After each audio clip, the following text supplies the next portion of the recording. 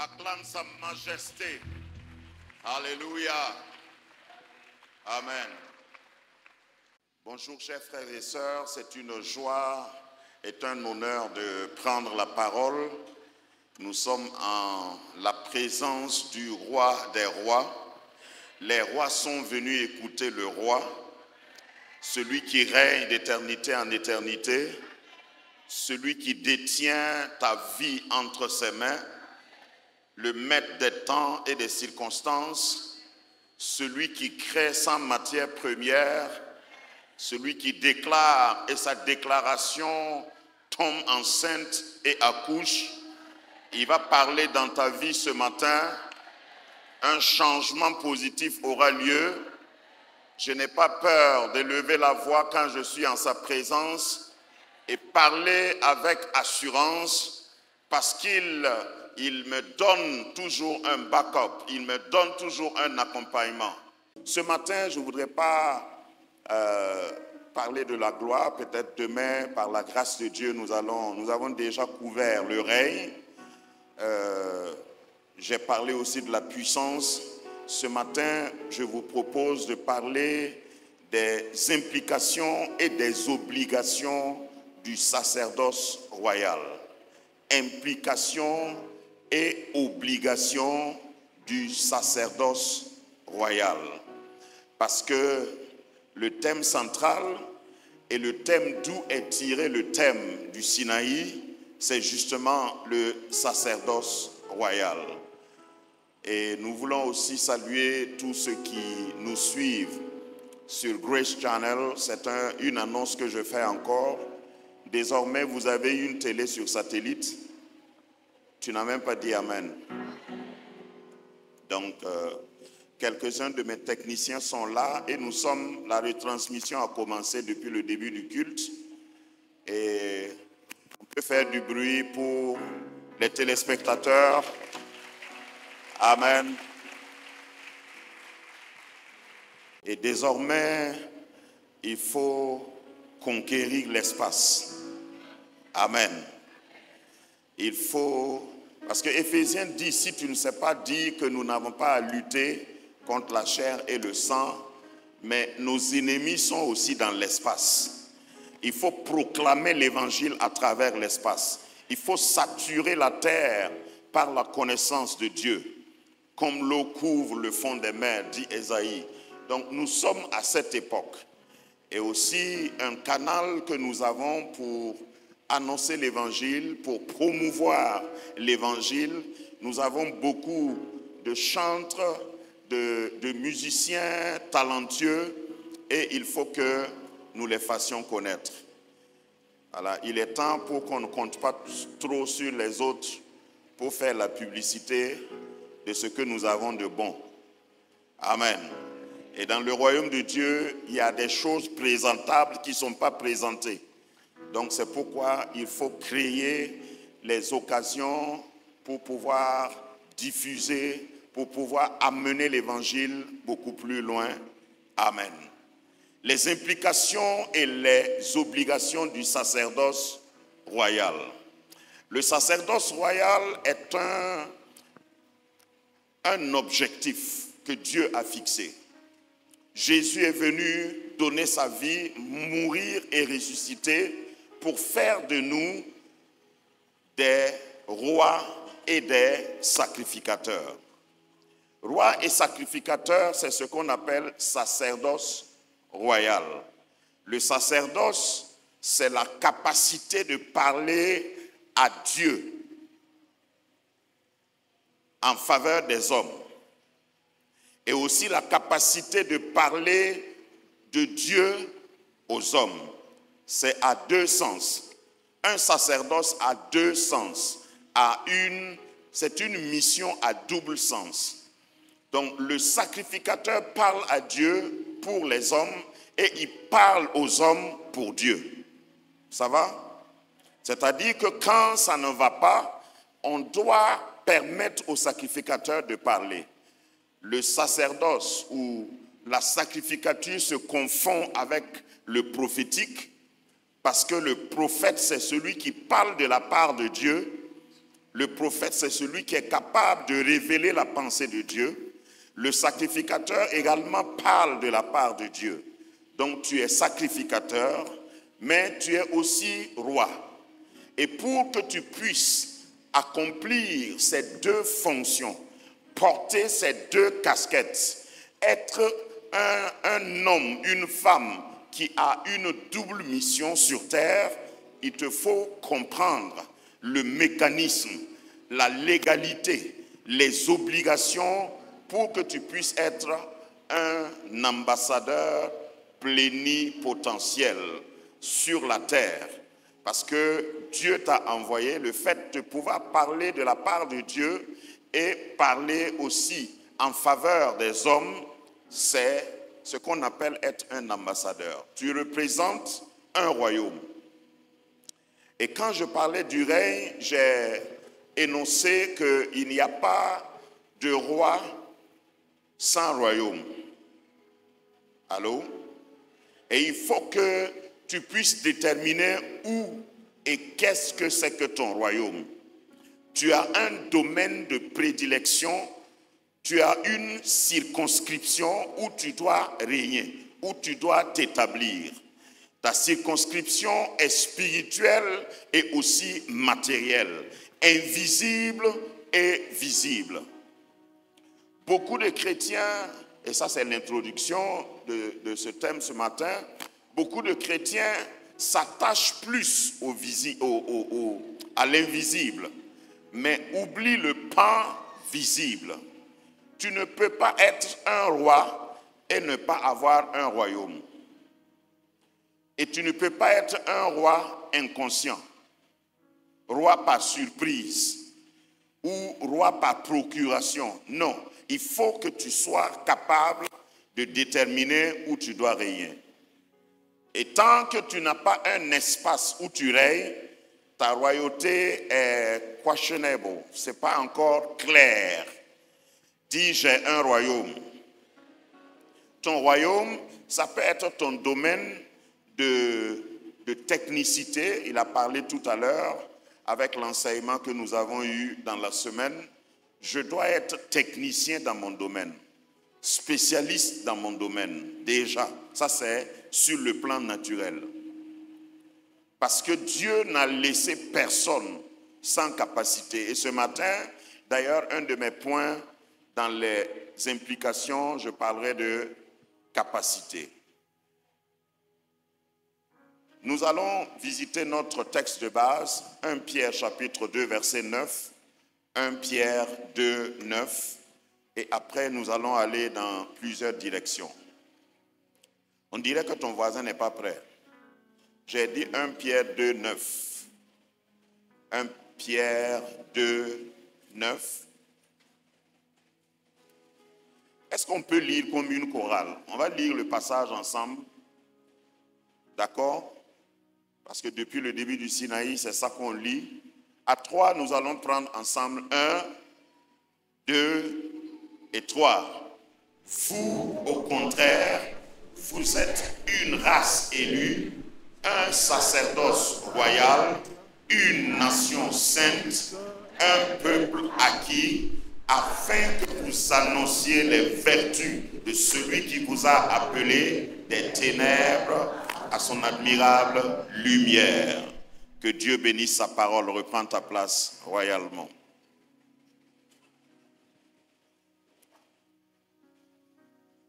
Le fait de dire vous au contraire, si vous connaissez le contexte du texte, il parlait d'autre chose avant de venir à là et dire nous au contraire. Ça veut dire qu'il y a déjà une distinction, il y a une sélection, il y a une particularité attachée à nous. Vous, au contraire, vous êtes une race élue. Une race élue. Une race élue, dans certaines versions, surtout les versions en anglais, parlent de race attachée à ce qui est pécunier.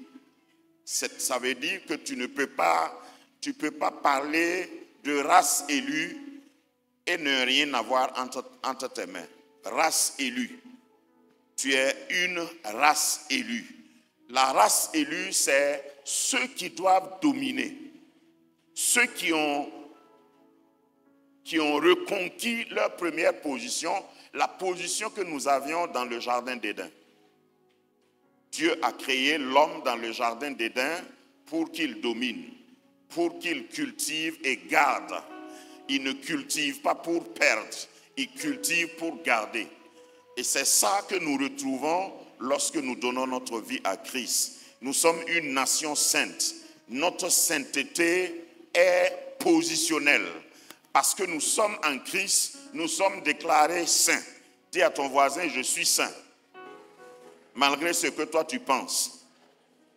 Lorsque nous sommes en Christ, c'est Christ qui nous rend saints. C'est Christ qui nous déclare saints. Déclarer saint veut dire que quand Christ te regarde, toi qui es vraiment en Christ, qui m'écoutes ici et là-bas, que Christ te regarde et déclare que tu n'as jamais péché. C'est ça la sanctification positionnelle, la sainteté positionnelle. Nous ne sommes pas saints parce que notre nature est sainte. Nous sommes saints parce que nous sommes dans celui qui est saint, nous appartenons à celui qui est saint. Il faut comprendre cette notion. Nous sommes un peuple acquis. Un peuple acquis veut dire que nous avons un propriétaire. Amen. J'appartiens à quelqu'un. Et la dernière fois, je vous disais que le fait d'appeler Jésus roi des rois, Jésus n'est pas roi des rois de ton village, il est roi de chacun de nous. Nous sommes des rois et Jésus est le roi des rois. Jésus est le roi des reines qui sont ici. Donc chacun de nous est roi. Et nous régnons ici. C'est pourquoi la seule fois que Jésus a enseigné la prière, parce que ça a été demandé par ses disciples, il a dit dans sa prière, Matthieu chapitre 6, lorsque vous priez, il faut dire aussi que ton règne vienne. Ton règne vienne, ça ne veut pas dire que Jésus va descendre pour régner. Qui doit régner? Qui doit amener le règne de Dieu sur la terre? C'est nous les rois. Tu dois régner dans ton domaine. Tu dois régner dans ton époque. Je pense qu'une fois, on a parlé aussi du règne, je ne me rappelle pas du thème, à un des Sinaï ici, où je disais qu'il faut arrêter de penser que tu vas aller régner au ciel. Allô? Au ciel, là, il y a un roi déjà. Quand tu vas aller au ciel, ce n'est pas pour régner. C'est pour entourer le trône de Dieu et puis admirer, pour célébrer le seul et unique roi qui est assis sur le trône. Parce qu'il ne va pas se lever de ton trône parce que toi tu es arrivé. Donc là où tu dois régner, c'est ici. Tu dois régner en Côte d'Ivoire. Donc tu ne dois pas mourir sans qu'on ne te voie sur ton trône. Tu ne dois pas quitter cette terre sans imposer ton règne. Parce que la royauté s'impose. Un roi ne parle pas en disant s'il vous plaît. Un roi déclare, un roi décrète, un roi commande, un roi ordonne.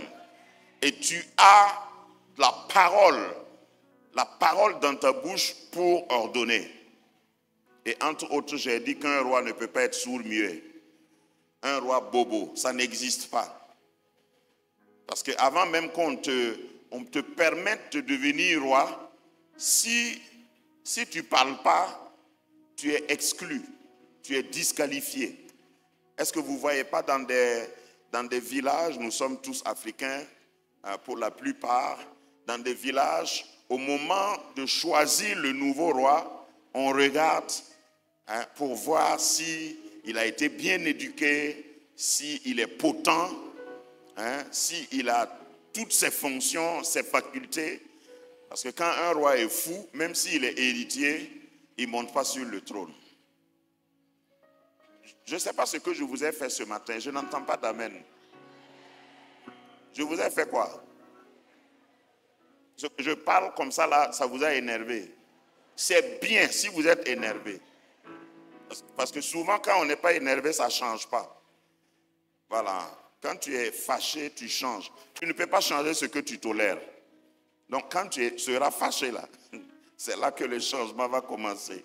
Donc, si tu n'as pas les qualifications, donc j'atterris sur mon thème, si tu n'as pas les qualifications requises, tu ne peux pas être roi. Tu ne peux pas régner. Tu ne peux pas fonctionner comme roi et sacrificateur. Alors que c'est ce que Dieu veut que tu sois. Alors, quelque chose que je vais d'abord démolir, c'est le concept, surtout de nous les Africains, chrétiens, qui croyons que tout est automatique. Dieu va faire tout. La plupart du temps, on prie en pensant que, comme on a prié, Dieu le fera. Oui, il faut prier pour demander à Dieu de le faire, mais il faut savoir que nous avons une responsabilité. C'est pourquoi je parle d'obligation et ce qui implique la royauté, le sacerdoce royal. Il y a une part qui revient à Dieu. Dieu a déjà déclaré que tu es roi, reine, que tu es un sacerdoce royal, mais toi-même tu dois faire des efforts pour te qualifier, pour t'élever et pour permettre à Dieu de te donner les capacités, le manteau, les attributs royaux pour que tu sois roi et sacrificateur. Et c'est mon propos ce matin. Donc, première déclaration, il faut savoir que Dieu ne te donne pas ce que tu lui demandes, mais Dieu te donne ce que tu peux contenir. Dieu ne te donne pas ce que tu lui demandes, il te donne ce que tu peux contenir. Beaucoup de chrétiens, comme je dis, se limitent à dire « Seigneur, fais-le pour moi ». Lorsque tu dis une prière comme ça, Dieu te demande « Est-ce que tu es capable? Est-ce que tu es capable de contenir la bénédiction? Est-ce que tu es capable de cultiver et garder le jardin? Est-ce que tu es capable de me représenter valablement? Est-ce que tu as l'intention de t'augmenter, augmenter ton niveau, augmenter ta capacité pour que j'augmente ta bénédiction? Même les économistes disent que pour être millionnaire, milliardaire, il faut l'être d'abord dans ta tête, avant de l'être dans ton compte. Parce que si tu as 1 million de francs ce matin, parce qu'il y en a qui sont à un niveau de 1 million, je ne parle pas de toi, je parle de ton voisin. Voilà. Si certaines personnes, on leur donne 1 million, ils vont commencer à se comporter bizarrement. Juste 1 million de francs. Ils vont commencer à parler mal aux voisins. Ils vont changer même leur accent et puis s'orbiter. Ils vont aller acheter des habits qu'ils ne peuvent pas entretenir. Et avant qu'ils ne sachent, le million est parti. Donc il faut d'abord être millionnaire avant d'être millionnaire. Il faut d'abord être marié avant d'être marié. Assieds-toi, je vais venir à ton niveau. Il faut d'abord être capable avant d'être capable. Si tu n'es pas déterminé, quel que soit ce qu'on te donne, comme habillement, comme couronne, vous n'avez jamais vu quelqu'un, quand vous le regardez, vous commencez à le respecter. Mais quand il commence à parler, vous dites, oh oh. Donc, tu dois augmenter ton niveau lorsque tu pries pour demander à Dieu, Seigneur, aide-moi. Donc, pour être roi, il faut avoir et comprendre les obligations de la royauté. Premier point dans ces obligations, c'est la voie de l'obéissance.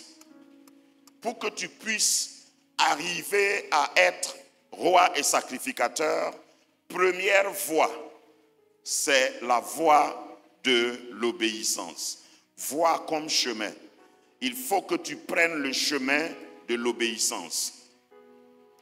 Parce que si tu n'es pas obéissant, quel que soit ce qu'on va te donner, tu ne pourras pas. Et nous sommes dans Hébreux chapitre 5, versets 7 à 8. Hébreux 5, 7 à 8 pour étayer ce que je viens de dire. Il est dit dans ce passage, c'est lui qui, dans les jours de sa chair, ayant présenté avec de grands cris et avec larmes des prières, des supplications à celui qui pouvait le sauver de la mort, et ayant été exaucé à cause de sa piété, a appris, bien qu'il fût fils, l'obéissance par les choses qu'il a souffertes, et qui, après avoir été élevé à la perfection, est devenu pour tous ceux qui lui obéissent l'auteur d'un grand salut éternel. Alors, une lecture superficielle ne nous permet pas de comprendre, mais on parle ici de Jésus et de comment Jésus, quoique fils, a accepté apprendre par l'obéissance. Dans la parole de Dieu, on nous distingue, on nous parle de deux Adams. Il y a le premier Adam et le dernier Adam. Hein?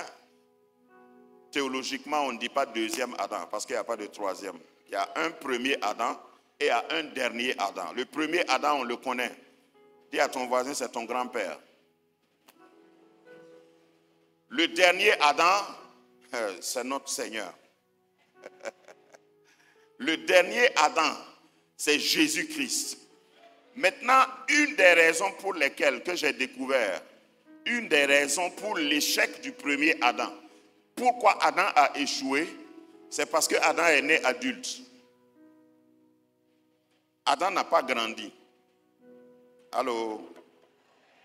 Il faut te méfier de tout ce qui commence grand. Je crois que vous avez déjà couvert ça. C'est-à-dire quelqu'un, brusquement, vous le voyez, il est grand. Il faut quitter à côté parce qu'il va tomber. Donc Adam est né, il avait une barbe comme pour, mais peut-être même plus élaborée que pour Allah. Il avait ses dents au complet parce que Dieu l'a créé déjà adulte. Donc le moro là s'est levé et il croyait que tout lui est soumis. Il pouvait tout faire. Il n'a pas grandi. Il n'a pas appris l'obéissance. Même dans le ministère, quand quelqu'un commence grand, il faut avoir peur. Moi, je n'ai pas confiance en ceux qui n'ont pas grandi. Dis à ton voisin, moi aussi. Quand quelqu'un n'a pas grandi, soit il est sorcier, parce que, bon, il y en a qui passent par des chemins tortueux pour devenir grand. Brusquement, tu le vois avec des grosses voitures. Il faut faire attention. Parce que le jour qu'il va tomber là, on va venir t'arrêter toi aussi. Parce que tu mangeais avec lui. C'est important d'apprendre l'obéissance. Première implication, je ne vais pas tarder là-dessus parce que vous avez parlé du grain de sénévé, etc. Il faut commencer petit. Il faut accepter commencer comme le dernier Adam. Bien que fils, il apprend la souffrance. Vous savez, je sais qu'il y a beaucoup d'hommes de Dieu ici.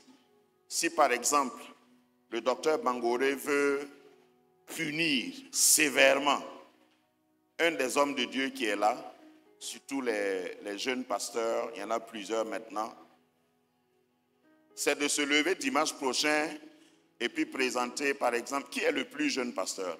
Lève la main et donne-moi un nom. Hein? Ake, ok. Frère Ake, ce n'est pas moi qui ai dit, hein, c'est lui.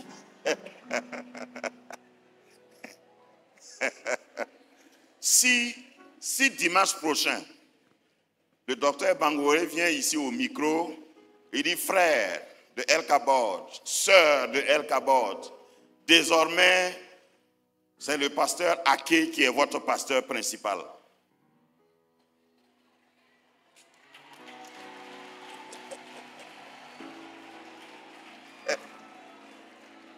Ok. Si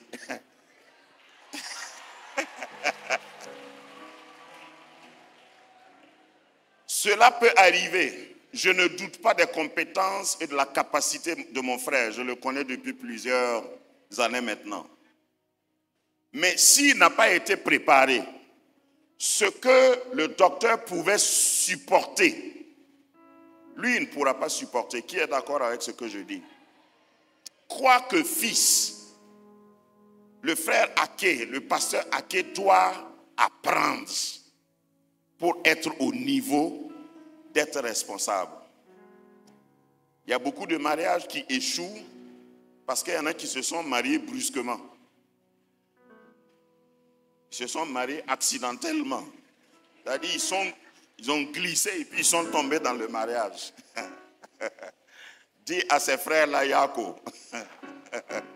Parce que si tu n'as pas appris dans l'obéissance, si tu ne t'humilies pas, tu es jeune fille, tu ne t'humilies pas pour apprendre au pied d'une maman, d'une tante qui est déjà mariée, c'est pas parce que tu es marié que tu seras marié. Voilà. Tu te maries et tu te démaries, toi seul. Parce que tu n'as pas été préparé. Jésus a appris l'obéissance par la souffrance. Ce verset m'a toujours interpellé.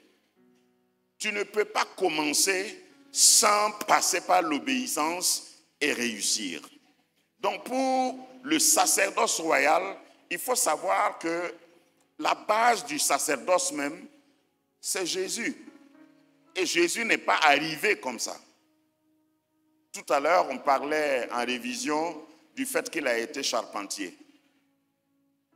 Si on avait le temps, on pouvait décortiquer. Jésus a été charpentier jusqu'à quel âge? Hein? Je veux une réponse.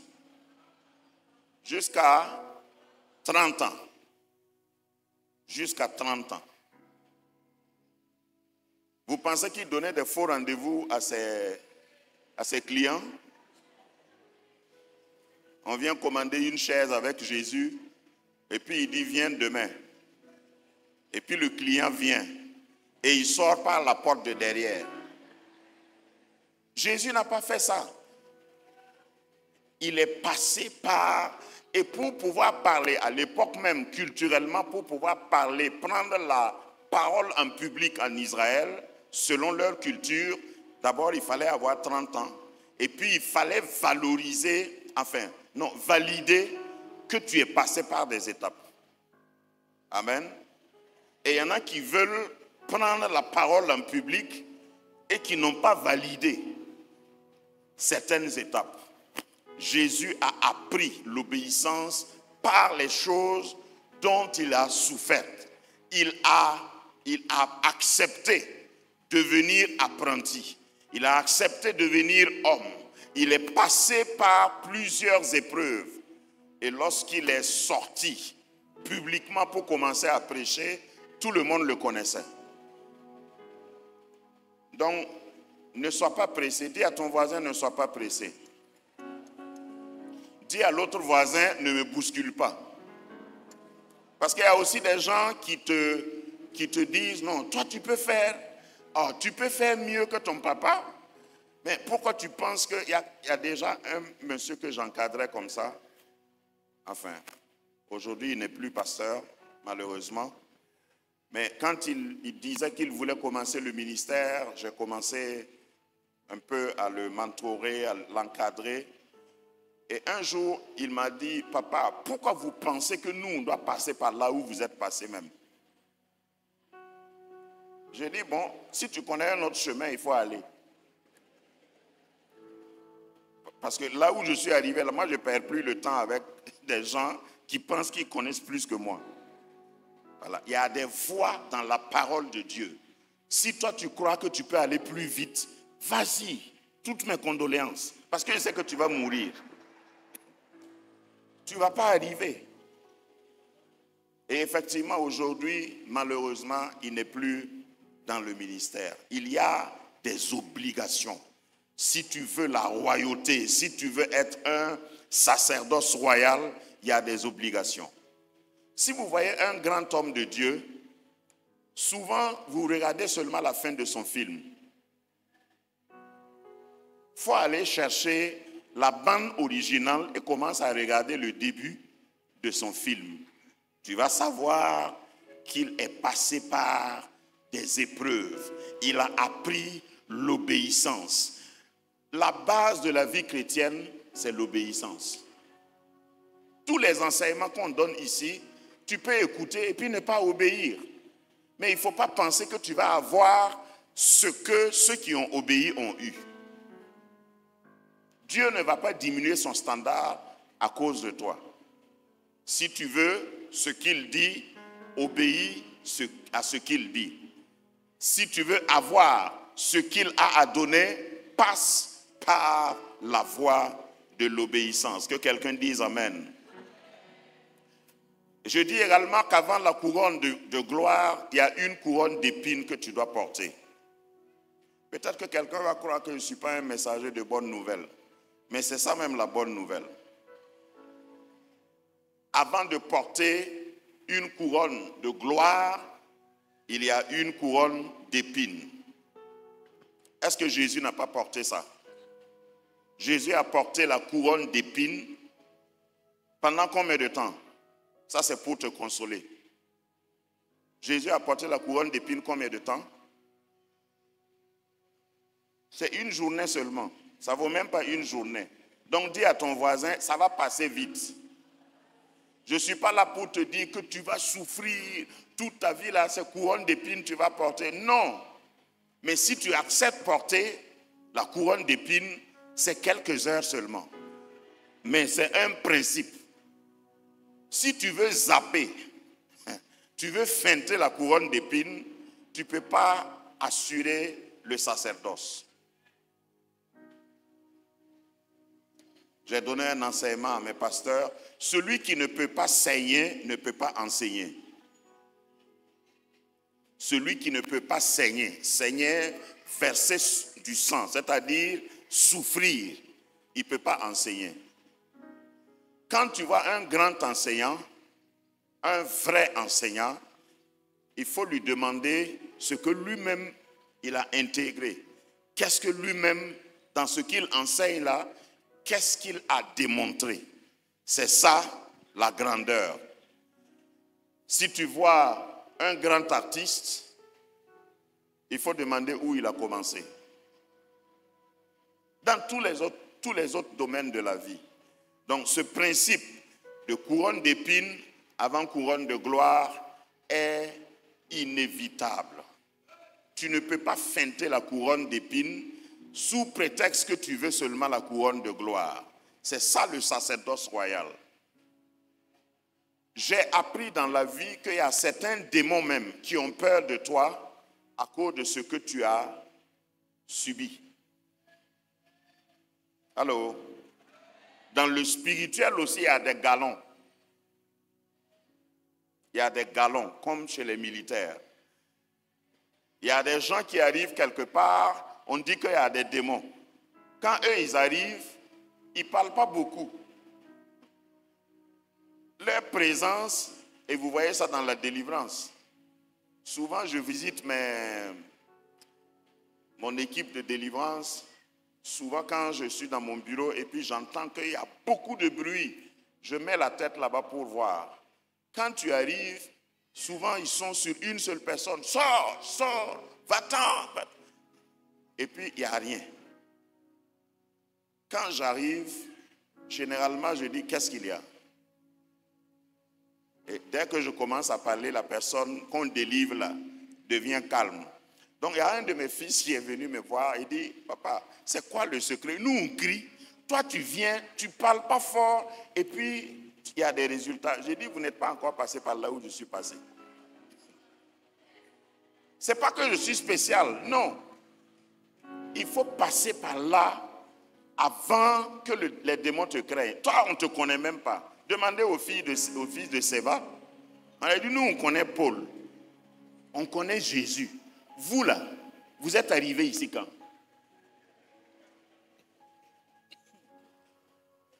Ce n'est pas leur prière qui était fausse. Leur prière était bien. Mais ils n'ont pas de nom. Pour avoir un nom, il faut que tu portes la couronne d'épines. Je ne peux pas m'empêcher, ce n'est pas parce qu'elle est là. de prendre l'exemple sur la First Lady, sur Mama Bangore, la Madre. Ouais. Ceux qui sont anciens savent comment et où elle est passée. Je ne prends pas seulement des exemples bibliques, mais autour de nous, essayez d'analyser. Les ministères qui sont bien fondés, c'est pas né comme ça. C'est pas sorti de terre comme ça.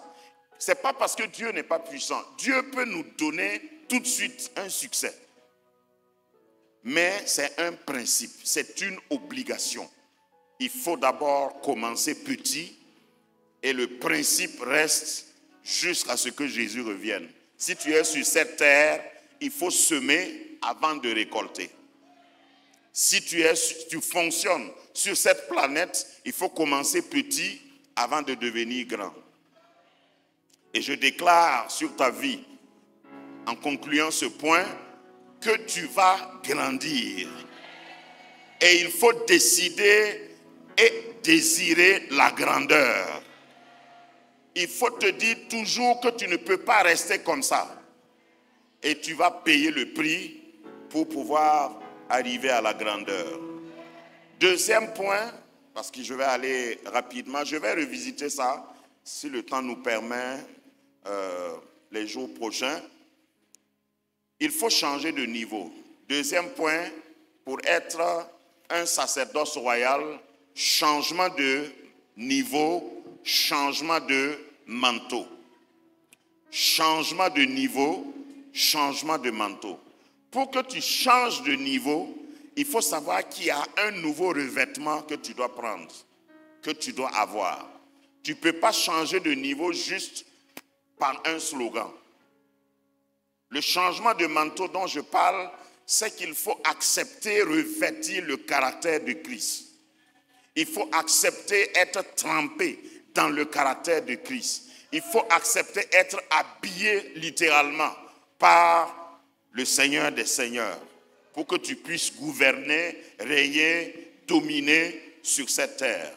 Parce que pour être roi et sacrificateur, d'abord tu ne peux pas te contenter d'une seule capacité.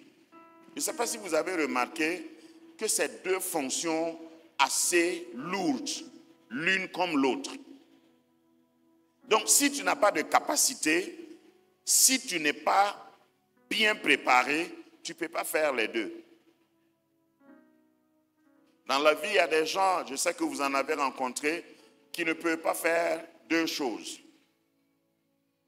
Lorsque tu leur proposes même de faire une deuxième spécialité, ils disent non, je ne peux pas. Ça là déjà, ça me fatigue. Ils ont un enfant et chaque fois que l'enfant pleure, ils disent mais cet enfant-là va me tuer. Il faut mourir.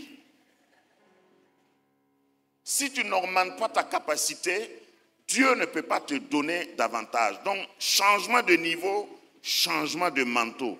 Le manteau ici, je vais parler du revêtement surnaturel. Il faut accepter que Dieu transforme de l'intérieur vers l'extérieur. Subir et passer par cette transformation avant de pouvoir prétendre être roi et sacrificateur. Lève ta main droite, dis Seigneur, revêt-moi de ton manteau. Revêt-moi de nouvelles capacités. Mets-moi à la hauteur de la tâche. Donne-moi l'onction pour la mission. Parce que souvent, Dieu veut t'envoyer dans une mission, mais il faut que tu aies l'onction. Il faut que tu aies le revêtement. Il ne faut pas seulement dire, moi je vais changer de niveau. Souvent on prie. Changement de niveau. Je reçois. Pourtant, en baissant la main, tu n'as rien reçu même. Il faut que tu t'engages. Il faut que tu t'engages à plier ton caractère, enlever ton vieux manteau comme Bartimée et permettre à Jésus de te revêtir d'un nouveau manteau afin que tu ailles à un autre niveau. Dans toutes les capacités dans l'Église, si tu as un don, un ministère, ton ministère va être à la hauteur de ta capacité. Tu ne peux pas grandir. Chez nous, on a un proverbe qui dit tu ne peux pas grossir plus que ta tête.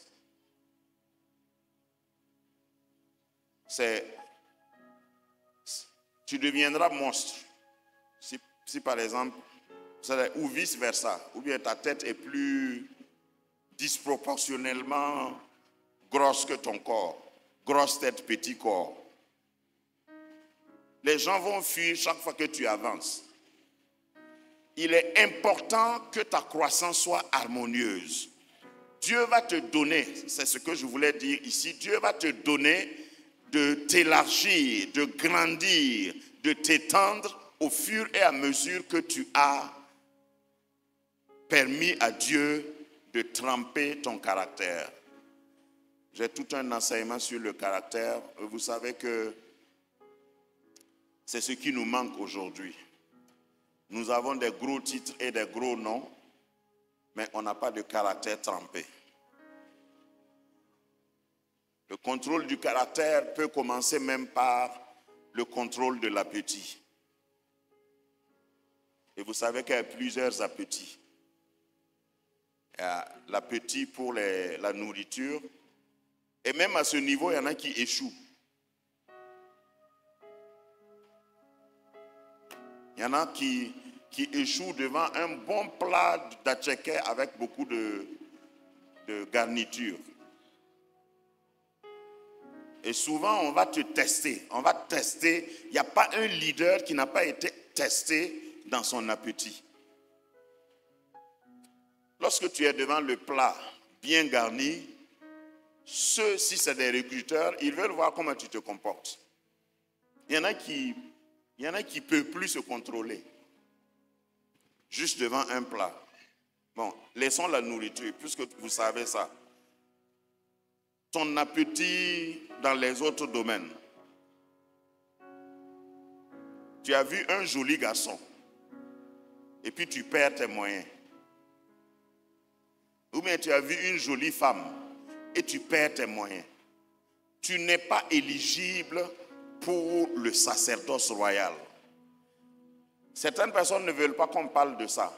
Dans le royaume dont il est question, si tu ne peux pas te maîtriser, si tu ne peux pas revêtir le nouveau manteau, tu ne peux pas avoir un nouveau niveau. Allô? Revenez demain, je serai plus gentil. Aujourd'hui, là, on va se dire les baies. Tu ne peux pas grandir royalement si tu ne passes pas par ça. Le sacerdoce a des obligations. Et cette obligation qui consiste à te revêtir du manteau nouveau t'obligera à laisser certaines choses, à te déshabiller pour être habillé. Certaines choses sont légitimes. Certains besoins sont légitimes. Mais ce n'est pas parce que c'est légitime que tu dois t'y adonner. Le renoncement à soi. C'est ce que j'entends par... Parce que si tu dois être sacrificateur et roi, c'est assez lourd sur tes épaules et il faut que tu puisses revêtir un nouveau caractère. Et aujourd'hui, j'ai envie encore de dire et de marteler, ce qui nous manque, ce n'est pas la prière. On prie. Qui ne prie pas ici? Surtout si tu es dans cette église, tu pries. On prie beaucoup. Si ton voisin dort, il faut lui dire qu'on prie. Voilà, j'ai réveillé quelqu'un. Donc, la prière ne peut pas remplacer l'effort, la responsabilité et l'engagement. Ce qui nous manque, ce n'est pas l'intercession, c'est la compréhension. On intercède beaucoup, mais on comprend moins. Lorsque tu comprends les obligations du sacerdoce royal, tu vas savoir qu'après la prière, tu peux recevoir des instructions.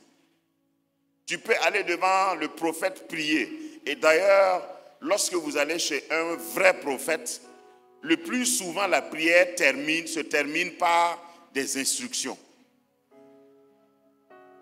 Le ou la prophète va te dire, voici ce que le Seigneur veut que tu fasses. Et si tu refuses, tu ne vas pas avoir ce que tu devais avoir.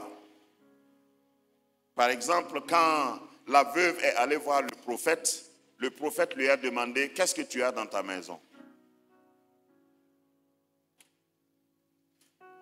Et elle a dit, je n'ai rien, ta servante n'a rien qu'un vase d'huile. Et ce qui a suivi, c'était quoi? Une instruction.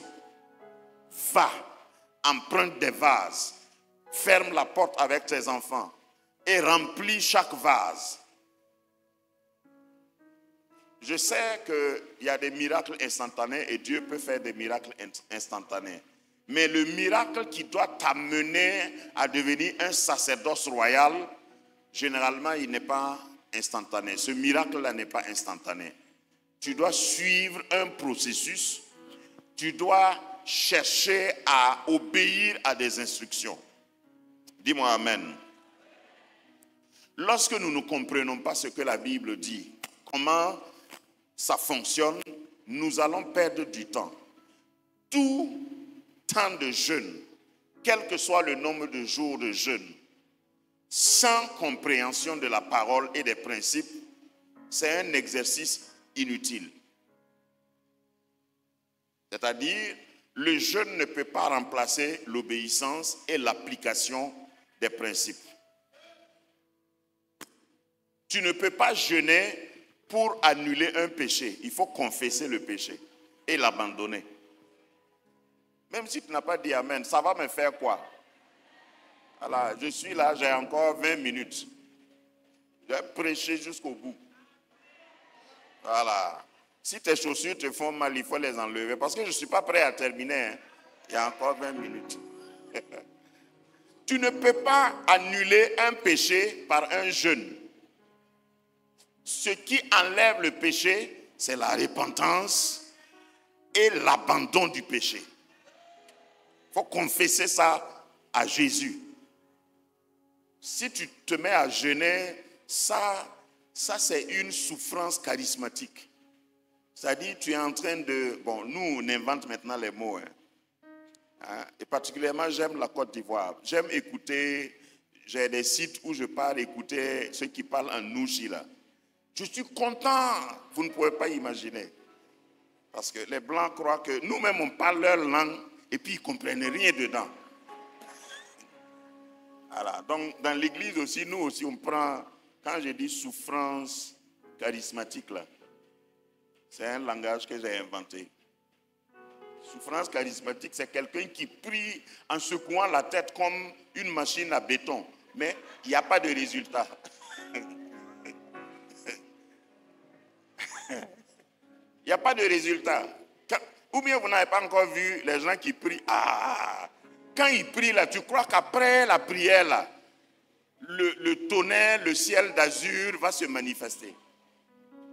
Mais ils ont secoué, ils ont fait kata dans la prière, et puis après, ils sont toujours là. Ça, c'est une souffrance charismatique. Que Dieu t'en préserve. Si tu mets les principes en pratique, tu vas prier même courtement et efficacement.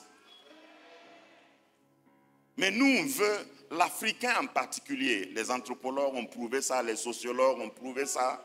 Ce qui est facile là, l'Africain veut rendre ça dur. Il veut rendre ça comment? Si on te dit, il faut parler comme ça pour... Non. On veut crier à haute voix, Seigneur, tu es où? Mais il est ici. Parce que certaines personnes, tant qu'ils n'ont pas atteint un certain niveau de décibels, ils croient que Dieu ne les entend pas. Je n'ai pas dit ne pas prier fort. Parce que prier fort démontre aussi une autorité. Mais ce n'est pas le volume de ta voix qui fera que Dieu va se lever de son trône. C'est la condition de ton cœur. Quand tu parles, tout le trône de Dieu est en émoi. Il dit, ah, ça, c'est la voix de ma fille.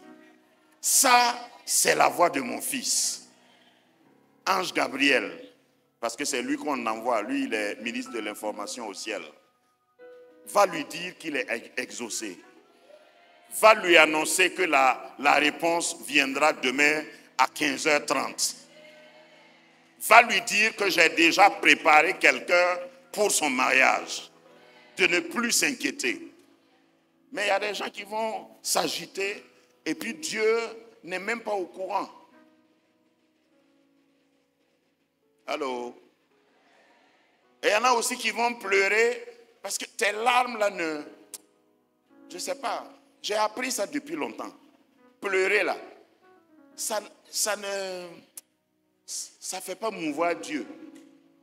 Souvent quand tu pleures, Dieu attend que tu te taises et puis il va parler, tu vas écouter. Et tu es là, Seigneur, qu'est-ce qu'il y a? Dieu dit, bon, comme il pleure là, attendez. Quand il va finir de pleurer, on va lui donner des instructions. Parce que si tu lui parles maintenant là, il n'entend pas. Dis à ton voisin, ne pleure plus. Voilà. Dis à l'autre voisin, même si tu vas pleurer, ne pleure pas longtemps. Pas passer ton temps à pleurer. La compréhension de la parole et des principes, c'est un secret. S'il y a un secret, c'est ça. Quand tu vois deux chrétiens, ce qui les différencie, c'est leur compréhension des principes. Sinon, ce n'est pas que Dieu aime un et il n'aime pas l'autre. Si tu vois un qui est exaucé et l'autre n'est pas exaucé, c'est la compréhension des principes. Si tu comprends les principes et tu t'y appliques, ça va être facile pour toi d'avancer. C'est pourquoi le psaume 49, verset 20, j'ai toujours aimé ce passage et cité en référence. L'homme qui est en honneur et qui n'a pas d'intelligence ou qui n'a pas de compréhension est semblable aux bêtes que l'on égorge. Qu'est-ce que ce passage veut dire? Si tu es nommé roi, si on te met sur le trône, parce qu'il y a des gens, par un certain mécanisme, qui parviennent à être sur le trône, et tu n'as pas d'intelligence, tu es comme une bête de somme. Dieu peut te donner, par exemple dans le domaine du chant, une très belle voix. Ça, c'est déjà un attribut. Mais tu n'as pas d'intelligence, tu seras égorgé. Dieu peut te donner un éclat, c'est-à-dire tu es beau, tu es belle. Quand on te regarde, tout le monde a envie de prendre selfie avec toi. Mais tu n'as pas d'intelligence. Si tu n'as pas d'intelligence, tu ressembles à une bête qu'on va égorger. Que Dieu te donne l'intelligence. D'ailleurs, lève ta main, dis Seigneur, rends-moi intelligent. Dans mon domaine, je vais être intelligent. Je veux que tu me donnes de dépasser le niveau où je suis actuellement. Fais-moi grandir en intelligence et en compréhension. Amen. Lorsque tu comprends ces choses, le reste va être facile. Un autre exemple sur ce point, Actes chapitre 8, verset 30. Actes 8, verset 30. Il y avait, vous connaissez bien l'histoire de l'eunuque éthiopien et sa rencontre avec le diacre Philippe. Il ne faut pas oublier que Philippe était diacre. Et entre parenthèses, je prie que Dieu nous donne des diacres qui peuvent être transportés par l'Esprit. Parce qu'il ne faut pas attendre qu'on te nomme pasteur avant d'être spirituel, avant d'être en mission par l'Esprit. Philippe donne un bon exemple de diacre. L'Esprit l'a transporté. Il n'a pas eu besoin. Il était tellement connecté à l'Esprit de Dieu. L'Église aujourd'hui parle beaucoup du surnaturel, mais souvent, on n'arrive pas à atteindre ce surnaturel-là. Un diacre transporté, et il arrive sur un chemin parce que quelqu'un avait un besoin. Que le Seigneur donne à nos diacres de résoudre des problèmes chez des gens. De voir, d'être envoyés par l'Esprit pour aller changer des destinées et revenir faire rapport au pasteur. Parce que là, c'est pas les, je vais dire, c'est pas les apôtres qui l'ont envoyé, c'est l'Esprit qui l'a envoyé. Amen. Est-ce qu'on peut acclamer pour les diacres? Amen. Donc Philippe rejoint l'eunuque éthiopien qui était, pour ton information, un Africain très instruit parce qu'il lisait. Et on ne peut pas lire si on n'est pas instruit. Donc il lisait.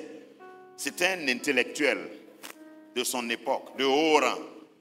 Et il était fonctionnaire de la reine. Et il lisait le livre d'Ésaïe. Tu peux lire sans comprendre. Je multiplie les parenthèses. Il y a des gens qui lisent mais qui ne comprennent rien. Et tu peux même avoir un diplôme et ne rien comprendre. Tu peux même avoir un doctorat. Et moi j'ai rencontré des docteurs. Après tu entres en méditation, après les avoir rencontrés.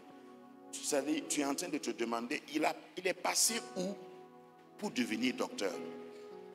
Parce que vu ce qu'il fait, vu son comportement, même s'il te présente son doctorat, tu doutes.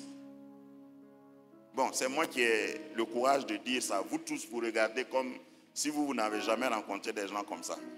C'est pas grave, laissez-moi seul. En tout cas, c'est moi qui prêche.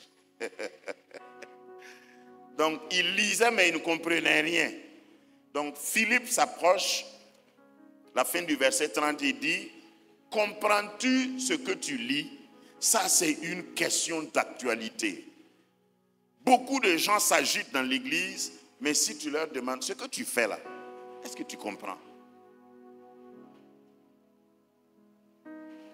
Ils vont commencer à balbutiner. Et j'ai souvent dit que si Jésus vient faire le culte dans certaines églises avec nous, il faut qu'on lui explique ce qu'on fait. Sinon, lui-même, il ne comprend pas. C'est-à-dire, Jésus lui-même va se demander, ça là, c'est quoi? Et puis quelqu'un va lui dire, non, c'est pour toi, on est en train de danser là. C'est toi, on adore comme ça. Lui-même, il n'est pas au courant, il n'est pas informé. Tellement nous avons amené certaines choses pour plaire à notre chair. Et puis, on fait des gymnastiques. Je me demande comment Dieu nous regarde souvent. Il est au ciel et puis il dit, hein? Donc ça là, c'est église. C'est moi qu'on adore comme ça. Vraiment, ils sont allés trop loin. Je leur ai dit de faire ça simplement. Dieu est esprit. Et il faut que ceux qui l'adorent en esprit et en vérité. Car c'est de tels adorateurs que le Père cherche. Donc, ce eunuque-là dit que, bon, j'ai tout un enseignement sur l'eunuque. Donc, ça me gratte la bouche, quoi. Parce que être eunuque, c'est quand on te rend impotent. Intelligent, mais improductif. Allô? Ou bien tu ne comprends pas le terme eunuque, là, comme c'est un vieux français. Un eunuque, c'est un homme, on a enlevé tout ce qui le fait homme là. Comme c'est à l'église, il faut que je parle comme ça. C'est-à-dire tout ce qui le rend homme là, on a enlevé ça. Et puis, un eunuque, c'est un gardien de femme. Donc on enlève son côté homme là, et puis il garde les femmes du roi. Même si la femme se met nue devant lui, il ne peut rien faire même. C'est ça, eunuque. Intelligent, mais improductif. Bien baraqué, mais zéro. Féminisé. Un homme féminisé. C'est ça l'eunuque. Ne sois pas un eunuque dans le royaume. Il faut que ceux qui viennent vers toi sachent que tu peux changer des choses. L'autre côté de l'eunuque, pour ton information, c'est le fait de ne pas être productif. 20 ans de christianisme, plusieurs années à El Kabod, tu ne peux même pas présenter une âme au Seigneur. Personne n'est encore venu à l'église ici à cause de toi. Toi, tu es eunuque. Que Dieu te guérisse. On ne peut jamais t'envoyer et puis tu reviens avec quelque chose. Tu lis, mais tu ne comprends pas. Tu es intellectuel, mais on ne voit rien dedans. Tu es renommé. Tu as même un char. Tu es bien habillé. Tu as des galons, mais tu n'es pas productif. Que Dieu guérisse tous les eunuques et rende chacun de nous capable de procréer, d'engendrer selon notre espèce.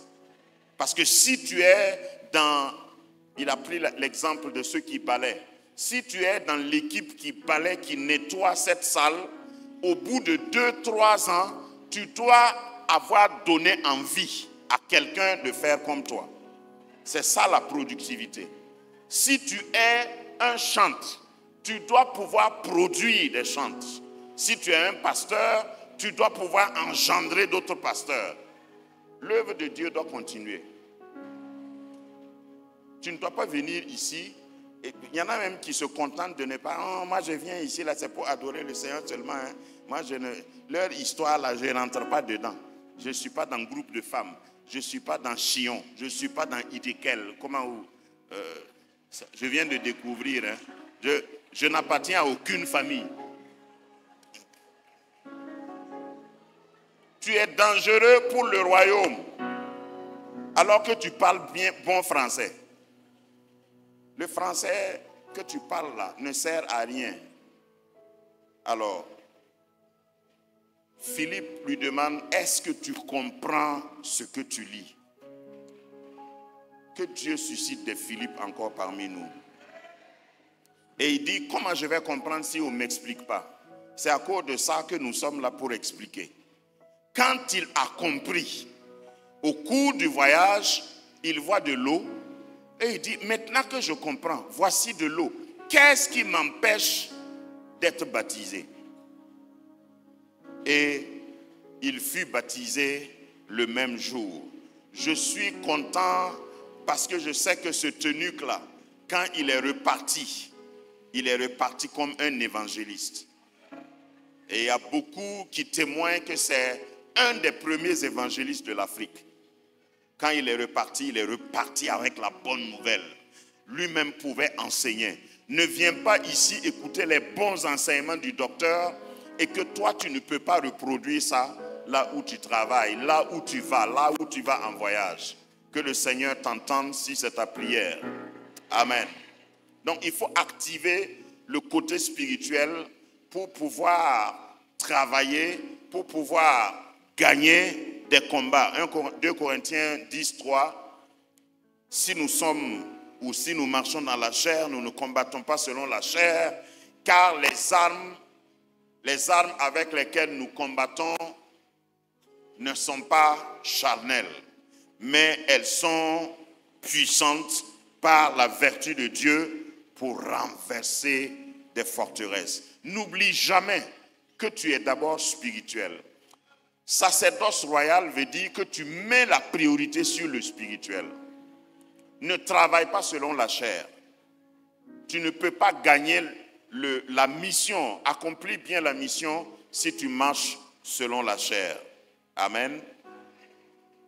Dernier point, parce que mon temps est presque fini, augmente ta capacité. Pour pouvoir réussir dans ta mission de sacerdoce royal, il faut augmenter ta capacité. Ce qui nous manque dans la vie, ce n'est pas l'opportunité, c'est la capacité. Parce qu'une opportunité sans capacité est un gaspillage. Quelle est la différence entre l'opportunité et la capacité? L'opportunité, c'est par exemple dans le domaine de l'emploi, tu cherches du travail. Et puis, en passant, tu vois une annonce où on dit on recrute. Venez avec vos CV. Et puis tu n'as pas de CV. Et tu n'as pas de qualification. Est-ce que c'est parce qu'il n'y a pas d'opportunité? Il y a de l'opportunité, mais toi tu n'as pas de capacité. Augmente ta capacité. Un footballeur qui joue bien au football, ce n'est pas lui qui cherche les clubs où il faut jouer. C'est les clubs qui le recherchent. Quelqu'un n'a pas compris.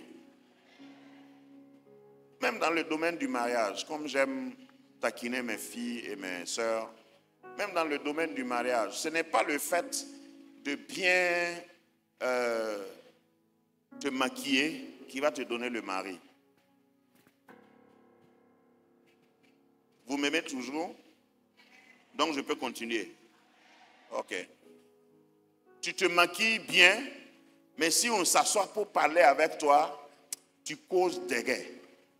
C'est-à-dire, il n'y a rien à tirer.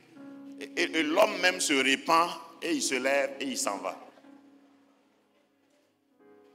Quand tu es jolie, il faut augmenter ta capacité. Pour que celui qui va t'aborder là, il sache que il ferait mieux de t'épouser. Mais si on vient vers toi, et d'abord ta bouche même sent mauvais.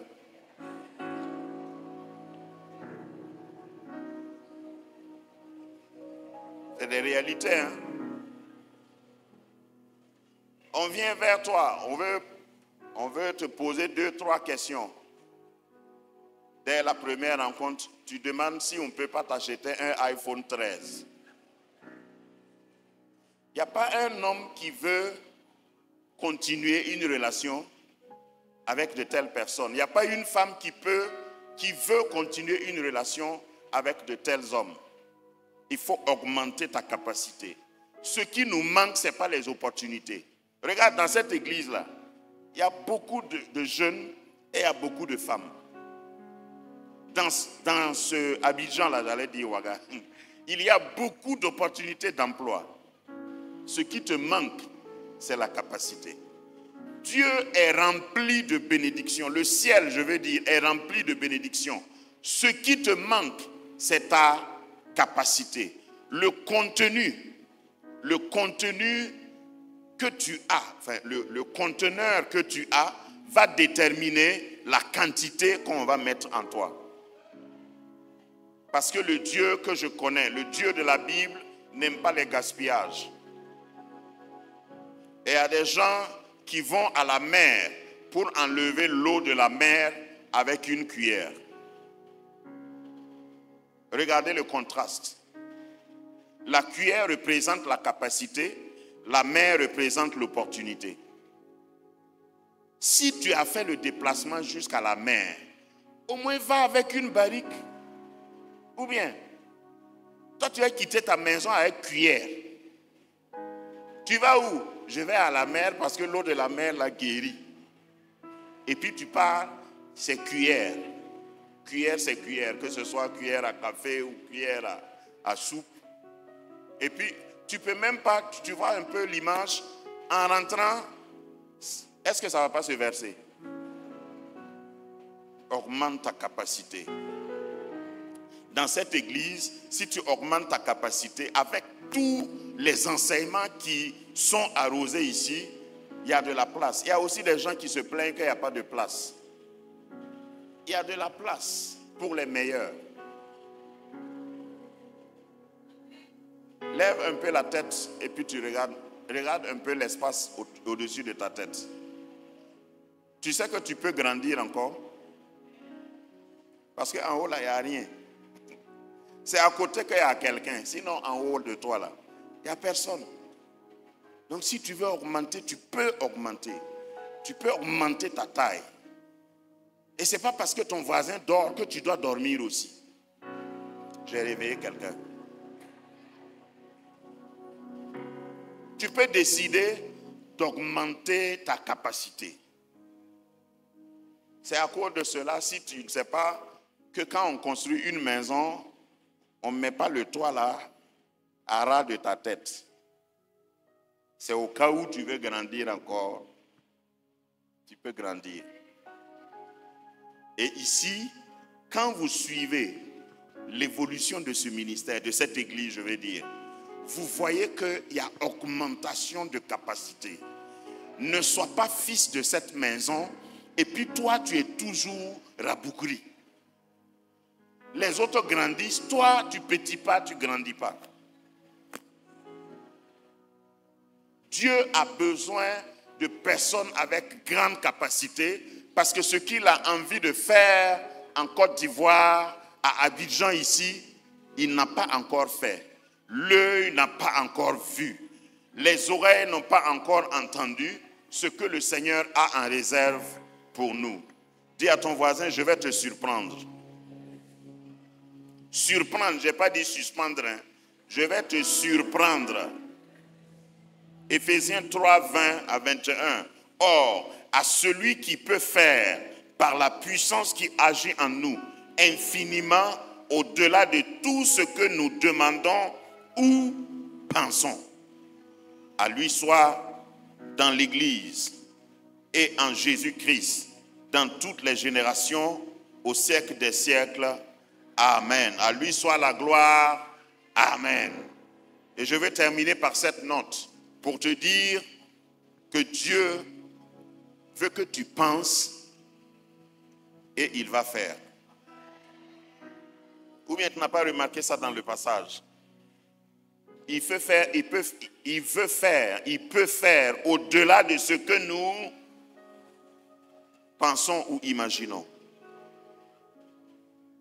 Selon les versions, moi j'aime la version qui dit ce que nous pouvons penser ou imaginer. Il y a des gens qui n'imaginent pas. Si tu te vois petit, tu seras petit. Par exemple, on vient au Sinaï parce que chacun demande selon ses pensées. Hein? Amen. Les autres demandent des voitures. Toi, tu demandes plaquettes d'œufs pour petit déjeuner demain. Ok. Et même si tu as les œufs, peut-être quelqu'un d'autre a les œufs, toi tu vois omelette, lui il voit poulailler. On vous a donné les mêmes œufs, mais il y a un qui part parce que dans sa pensée, il imagine un poulailler. Il veut devenir un grossiste en poulet. Mais toi, dans ta pensée, tu sens déjà l'omelette. Donc tout ce qui entre dans ta main, tes pensées sont conditionnées, on n'a qu'à manger. Bon, j'ai pris l'exemple des œufs, mais en réalité, il y a des gens qui réfléchissent comme ça. Tout ce qui entre dans leurs mains, entre dans leur bouche. Tu ne peux pas grandir de cette manière. Et je prie à la fin de ce message que le Seigneur change ta capacité, augmente ta capacité, change ton niveau, que le Seigneur t'élève à un autre niveau. Si tu faisais 100, que le Seigneur t'amène à 200. Si tu chantais bien, que le Seigneur t'amène à exceller. Si tu prêchais bien, que le Seigneur t'amène à exceller dans la prédication. Si tu étais une femme vertueuse, que le Seigneur t'augmente en vertu. Que les barrières, les limitations tombent devant toi. Que tu battes ton propre record. Cette année, je déclare sur ta tête que tu ne peux pas finir 2024 comme tu l'as commencé. Les gens vont le remarquer, toi-même tu vas le remarquer. C'est à cause de ça que Sinaï a été établi. Dans le nom de Jésus, je te catapulte vers ta nouvelle destination, vers de nouvelles horizons, vers ce à quoi tu n'avais même pas rêvé. Sur le plan spirituel, sur le plan ministériel, sur le plan professionnel, je te change de niveau par la puissance de l'Esprit de Dieu. Que même ceux qui se moquaient de toi soient étonnés de toi. Que la grâce de Dieu se saisisse de toi et que tu sois un autre homme. Parce qu'il y a une grâce abondante dans ce temple. Et Dieu est prêt si tu es prêt. Sois béni au nom de Jésus. Amen.